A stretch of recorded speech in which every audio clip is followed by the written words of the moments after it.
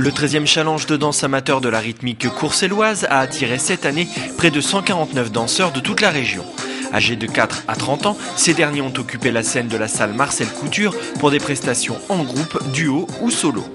C'est organisé sous forme de concours, amateurs bien sûr, donc plusieurs catégories. Et les 3 premiers de chaque catégorie remportent une coupe, mais tout le monde repart avec une médaille. Il n'y a pas de perdant, comme ça même les tout petits, ils ont une médaille. Pour les danseurs amateurs, le challenge courcellois est l'occasion de se produire devant une salle comble et d'éprouver leur savoir-faire en se confrontant à d'autres danseurs et un jury composé de professionnels.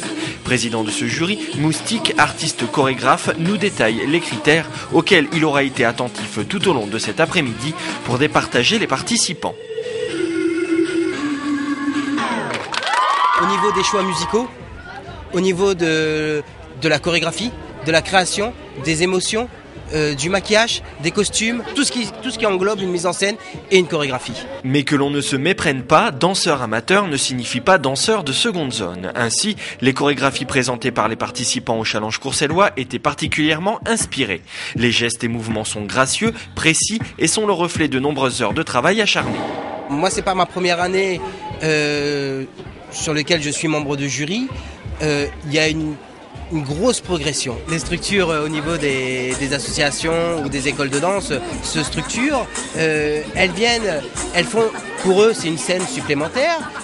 Ça leur permet de mettre en place ce qu'ils ont acquis et ce qu'ils n'ont pas acquis. Donc, il y a des fois, on vient me voir pour me dire, dites-moi où ça n'a pas été pour qu'on puisse corriger pour l'année prochaine.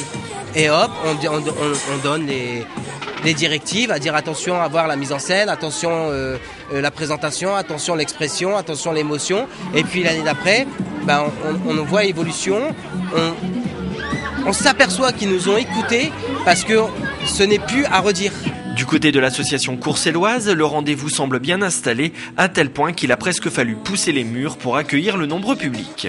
C'est une forme aussi de se rassembler, de partager, d'échanger, puisque à l'heure actuelle tout le monde se disperse et il n'y a que vraiment le monde associatif où on essaye de se rassembler et puis de rester soudés. Rendez-vous donc l'année prochaine pour la 14e édition de ce challenge qui, succès oblige, devrait se dérouler sur 2 jours.